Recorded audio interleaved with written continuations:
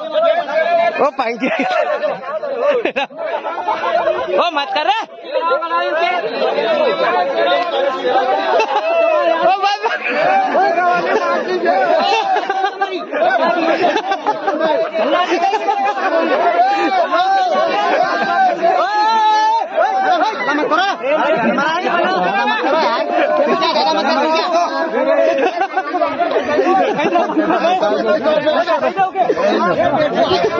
ये बैठा हो मत